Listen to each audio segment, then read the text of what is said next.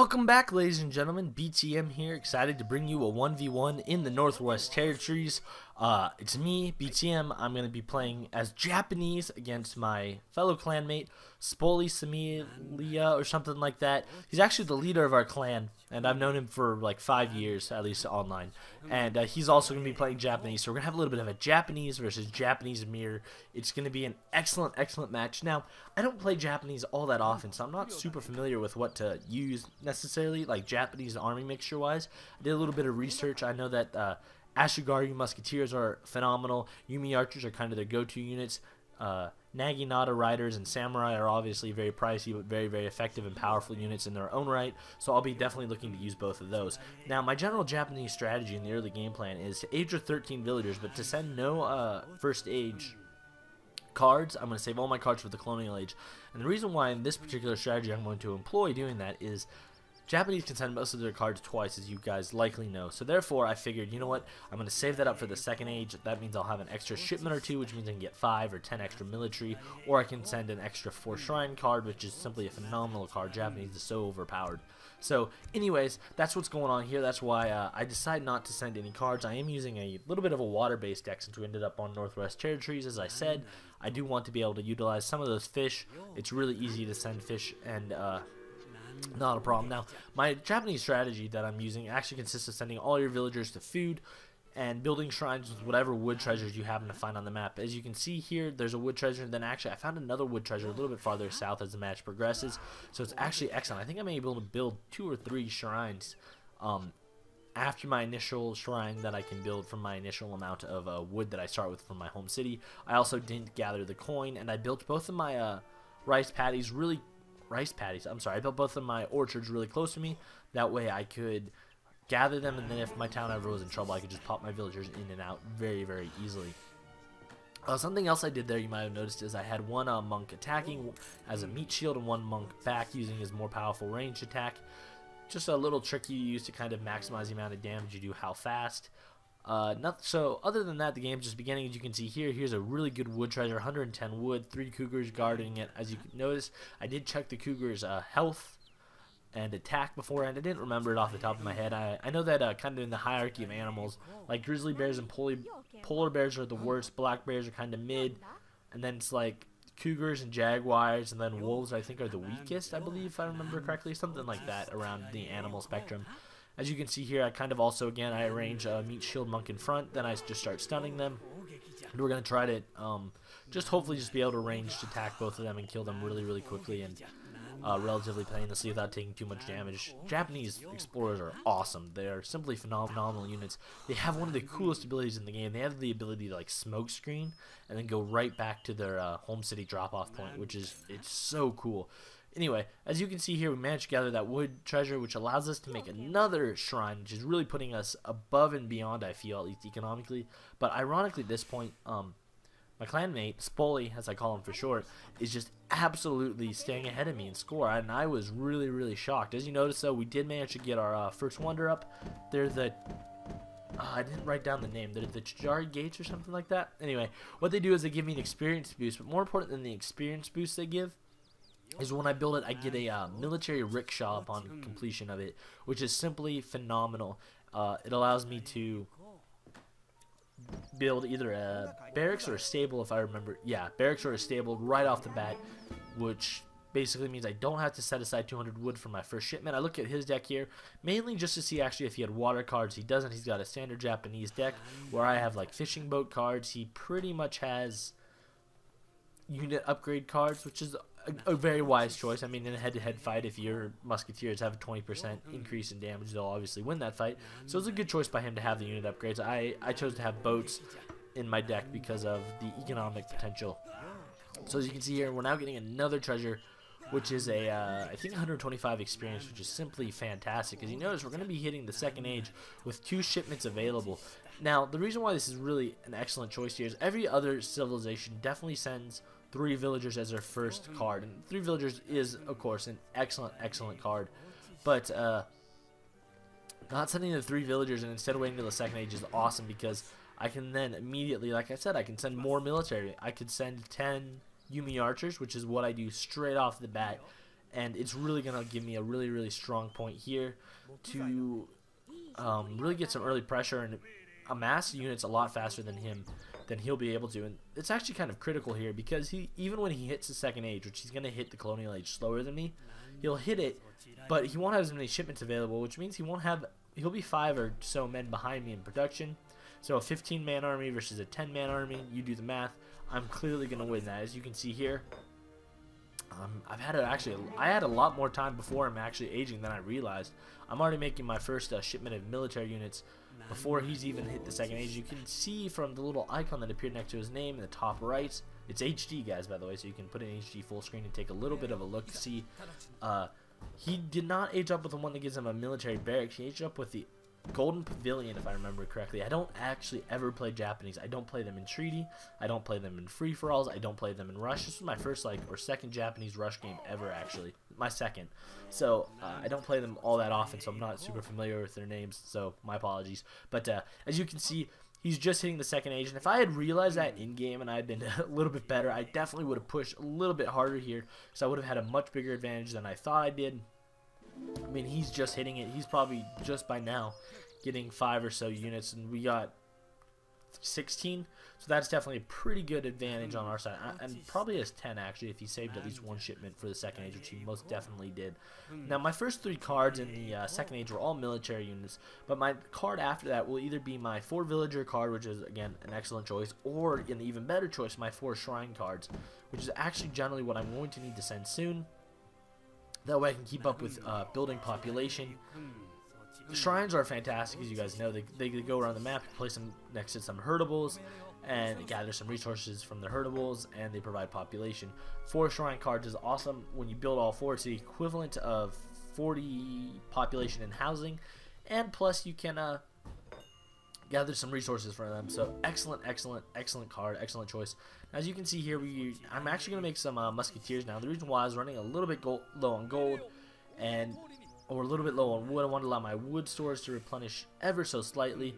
My plan here was to kind of walk into his town, and if I get into some trouble, smoke screen away with him. Meanwhile, I did that because I wanted to get at least 1 more shrine up. I did want to send my 4 shrine card that I was just talking about, but I didn't want to rush it. And as we can see here, he's going Yumi archers, and he's only got like 10 or so. I really could have just gone in and just cleaned his clock probably early, because even though our scores are like dead equal, I think I have a little bit of a military advantage due to the strategy I was using.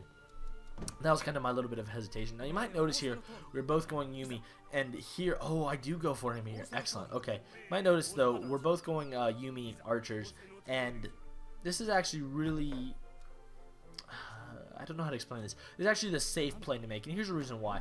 Whenever you're playing a mirror with the Civ, it's always good to go with, I guess, the most basic combination of units, you know what I mean? Like, let's say I went with a samurai rush against him, right? I mass samurais, and he only goes Yumi. He wins. Let's say I go Ashigari musketeers, and he only goes Yumi, you know? He wins. Let's say I go,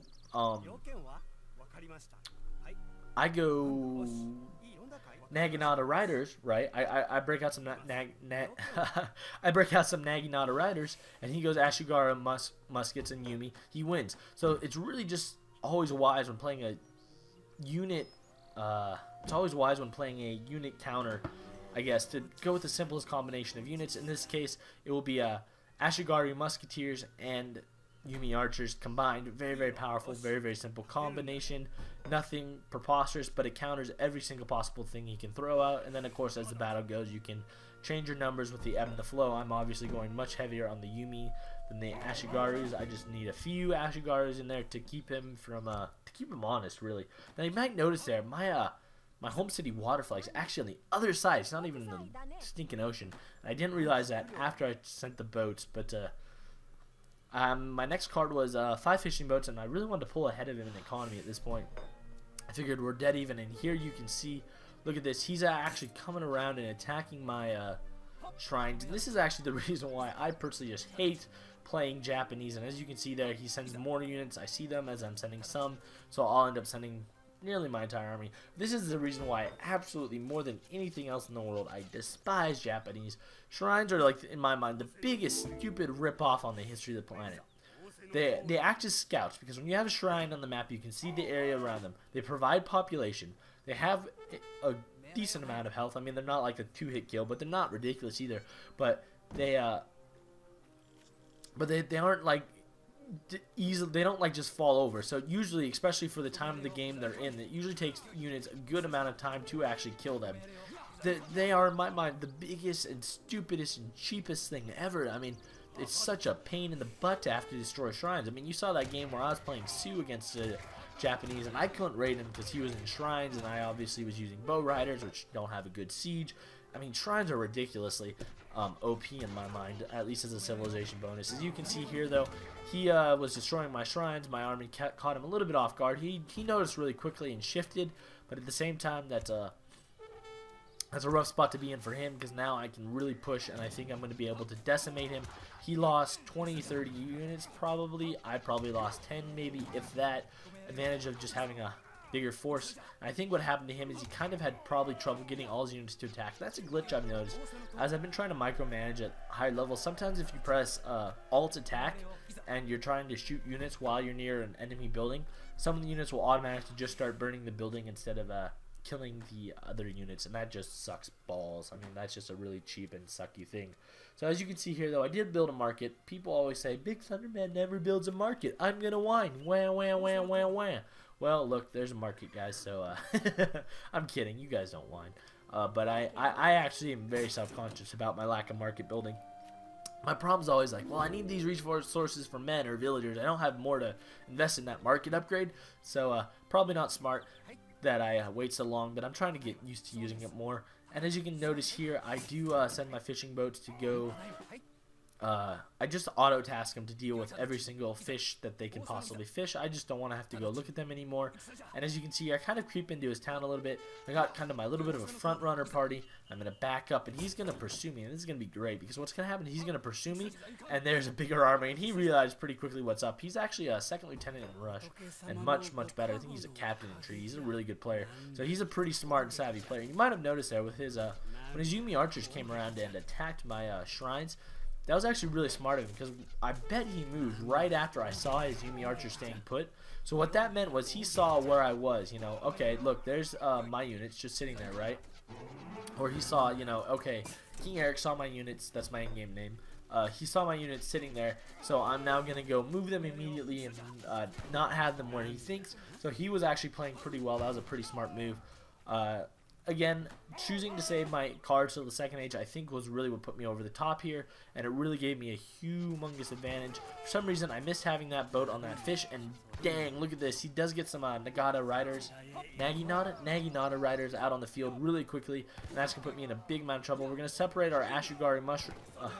I almost said mushrooms. We're going to separate our Ashugari musketeers, put them in melee mode, and we're immediately going to threaten his Naginata riders. But as you can see there, he just broke what was probably the death null for him, or would have been the final end for him. He definitely broke it. Now here I'm going to do a little bit of micromanagement. I'm going to keep my Ashugari musketeers back just a little bit. I don't want them to take any more fire than they need to. I just want them to be close enough to stop Spoli if he's going to kind of put some Naginata riders on the field, and there comes his Naginatas. I'm going to actually run away with my Yumis, but that's actually really good for me, because as you can see, now I have Ashugarus in the middle of him, simply just meleeing him out, and that's going to put him in a huge ton of trouble. My next unit I'm going to make, though, for my barracks, I'm actually going to start making some musketeers, and as you can see here, we ate up all those Naginata riders, and I actually backed up when I shouldn't have. That was a rookie mistake. Okay, I back up, but then I get back on it. But I probably could have stayed in there and pressed the advantage. I didn't need to back up at all, actually. As you can see here, I do lure him forward, and that does allow me to get some residual damage, picking on him one at a time as he's running away. So all around, not all that bad of a choice, but I actually probably was smarter to get him in a little bit of more open field where I can maneuver and see what was going on better. Might have been a little bit wiser. Now, Japanese units are actually, by the way, if I can go on a little bit of a side tangent here, all I'm going to do is keep pressure on him, so nothing super fancy or sophisticated coming up. I'm just going to send units, generic stuff going on. I'm going to also build a second barracks, that way I can really get some pressure on him. But if I can go on a little bit of a side tangent, the Japanese unit names are really, really funny. I don't know how familiar any of you guys are with the Japanese history or military history, but in feudal Japan, actually, there was a class of warriors called samurai. We've all heard of samurai, you know, it's very famous. But the samurai actually use naginatas, which naginatas are basically a long bamboo pike with a blade on the end, right? And they were known for using naginatas, and the units that used naginatas were samurai foot soldiers, which were called ashugarus. So it's kind of funny that the musketeers are named after the samurai foot soldier. The cavalry is named after the weapon that the samurai foot soldiers used. So I just kind of find that a little bit ironic. I mean, it's great that it is an authentic name, you know, that ashugarus were really used, and naginata riders are really riders that use naginatas. So it's a clever, it's a good smart move by them, I guess. So I don't know. I just was reading that and I found that really fascinating to learn. And actually, people still compete with naginata weapons to this day. In Brazil and Japan, it's generally, at least in Japan, considered more of a female's weapon, but definitely in Europe and even in some of Japan, people compete with them and they spar with them, and it's really cool. I'm actually a huge martial arts buff, so that's why I kind of nerd out a little bit about that. And if you could hear any weird noises there, I'm sorry, I was banging my knee on my desk. But as you can see here, we're taking out the town center. I'm actually using my samurai and ashigarus to burn the town center. I'm using my yumis to just kind of pick off at whatever units I can. At this point, it's pretty much GG, but Spully's a really good player, and he's not the kind of player who'll roll over, so he's probably not completely dead and out of it yet. He'll probably try a little bit of something, I don't know. Maybe he snuck over to the other side of the water or something at this point. Who knows? He's not the kind who gets in a little bit of trouble and just rolls over there. He definitely likes to fight till the end and make a show out of it. I mean, he's a good player, and he's a good guy too. He's a good friend. So at this point, though, I didn't really know what else he was doing, so I decided to send more fishing boats. Nothing exciting, and I was like, you know what, I'll just start burning down some shrines, you know. And I see some units walking over there, so I'm like, you know what, I'll send my Yumi archers to go pick them off. So I'm walking with my Yumi archers here, and I'm like, you know what, we'll send my samurai over there to go kill those shrines. You know, just keeping up the effort here, splitting my army, which actually wasn't super smart, because boom, there's a bajillion naginata riders out of nowhere, and what he did is something we've discussed several times, but he made a very smart, very timed and true. If you're not winning the battle, back out, master units, then come back. Don't just spam like 2 or 3 units. Like, think about it. Let's say you have enough resources to make 15 units, right? And you have 20 units attacking your town center, right? You'll make your 5, but the guy, if he's playing you, if he's decent, right, all he'll do is he'll destroy those 5 units, go back to sieging the town center. Your next 5 units come out, he'll destroy him, go back to destroying the town center, and you'll waste 15 units. You won't be able to get anything tactically or objectively done. You'll have more or less thrown away the resources. Now let's say you make all 15 units, let him destroy your town center, make 15 units off the map.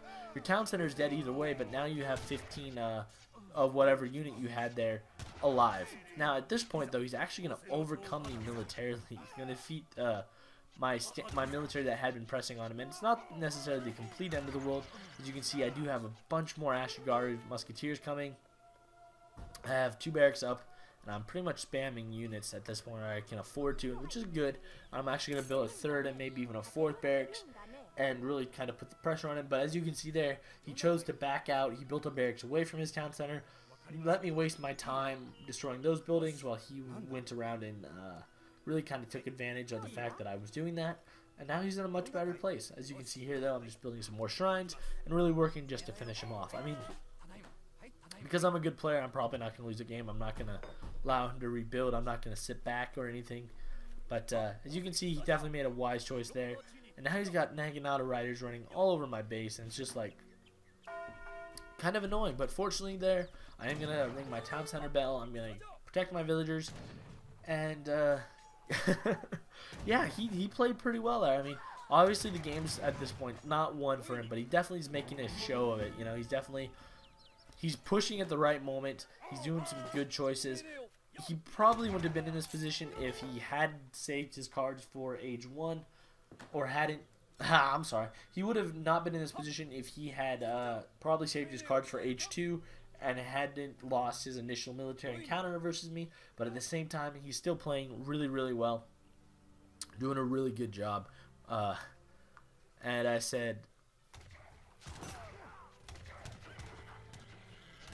I said sorry about the lag. I think that might be on my end. I'm on a different internet now, obviously, since I'm not where I've been all year. So it's been pretty good, but there's been definite moments where it kind of fluctuated just a slight bit. I'm actually slightly worried about being able to upload this in HD.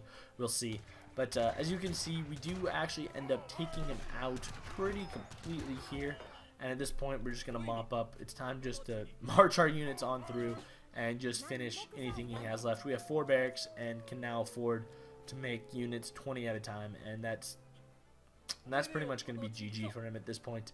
He's not going to resign, of course, because he's a good player. He's going to play it out till the very, very bitter end. But it's going to end. So as that happens, let me tell you what our channel is doing. Sorry, I itched my arm, which is something I should never do on camera. That's not very professional, is it? But let me tell you about what our channel is going to be doing over the summer. Our channel, guys, we're going to have weeks. And what my goal is to, every week, upload a different civilization every single day. Not civilization as in the game, but a different civilization as in Age of Empires 3. So this week, my goal is to get a video out to you guys every day. Today, Tuesday, Wednesday, Thursday, Friday. It'll be a short week, 4 days. It'll be Monday through Friday, by the way, I guess, is what I'm trying to say. But for one day, for every week we'll have one civilization we play. That way you guys get 4 or 5 videos, and I'll probably play more than obviously those 4 or 5 matches, but I'll play some off camera. And I'll really get some time to focus and play with each civilization, and then I can come and really give you guys a good video. And that's kind of the hope and the plan. So at this point, though, he's killing villagers. I'm not even gonna bother to ring the town bell. I know it's over. I have no fear. I also have a good amount of fishing boats if I really need to have more resources. So I know that it's pretty much GG, considering I have nearly 100 men on the field, I guess. Actually, probably closer to 60 men on the field. But I have a lot of men on the field, so I'm not particularly worried at this point. I'm gonna send the other army to I'm going to send the other army to crash in on him from the other side and finish it up. But as I was saying, so each week we're going to have a different civilization. We just play a lot. So this week we're going to do Japanese. Then next week we might do something else. If you have a civilization you really want to have coming super soon, if more than one person says it in the chat and you get like a good thumbs up with a comment with maybe like 8 or 9 thumbs up that says play this civ this week or this coming week, I'll do that then. But my goal is, figuring we got 10 weeks of summer, if we're gonna upload 50 or 40 matches rather than do it randomly, why don't we do it on a week by week basis? So this week we're gonna play Japanese, and I picked Japanese just because we had never played Japanese. I had never played Japanese before today, actually, in Rush. I think I might have tried him once or twice in Treaty, and I might have played him before in a few free-for-alls. Rarely. I'm talking like rarely. When I say I never play him, I mean I played him like 10 times, as opposed to every other civilization, which I played like 250 times. You know what I mean? So that's what's going on there. So each week we're going to do a very specific civilization. We'll get a video out every day. Hopefully it'll be just amazing and everything your hearts could ever ask for. That's my goal. And as for other series, I have quite a few. I might start up another Civ series, depends on how fast my upload speeds are. And I have another secret project I'm going to work on. 2 actually I'm working on. But those will be announced and scheduled as they come out. For now, the thing that matters is that we will get Age of Empires 3 out every single day. And that's how it's going. Now, in case you're wondering if the guy I played was a slouch, as you can see from other conversation, he actually beat me in the game we played right before this. It was like my first game with Japanese, yeah. And he was playing Aztec, I was playing Japanese, and he just killed me. And then our rematch, he's like, you know what, I'll play Japanese against you, and I'll mirror you. And he doesn't really play that much Rush, but as you can see, I was able to get the upper hand. So that was kind of why we had that little conversation. We're pretty good friends. It's pretty awesome, to have a friend you can play with, and it's pretty cool. He's our clan leader of our little shindig, I guess you could say. So I walk through here, and here's kind of something interesting. Villager count. You can see that I clearly took advantage of him or left him when I sent my fishing boats. So those were definitely a very good and very game-changing moment there. As you can also see clearly the moment when I took down his town center. And then if you look at military unit count, you can see that I was pretty ahead of him because I saved my shipments. And if I had pushed early when I said I should have, I definitely would have been way better off. So I probably should have done that. But as you can see, when we started fighting, I was ahead of him by a whole 10 units, which was fantastic because I was the advantage of saving my shipment and not sending any in the first stage. So anyways, thank you guys so much for watching. And our quote today actually isn't from the Art of War. It's from a fortune cookie I ate yesterday. I went to this really cool little hole in the wall Chinese place that I love. It's kind of a mom and pop place owned by them. and it's a very suspicious place, but I got a fortune cookie and I saw this quote in it and I really liked it, and it basically says, a focused mind is one of the most powerful forces in the universe. And your lucky numbers today, guys, are 7, 53, 49, 44, and 41. Thank you guys so much for watching. Hit that like, comment, and subscribe. I'm BTM, and until next time, guys, happy hunting.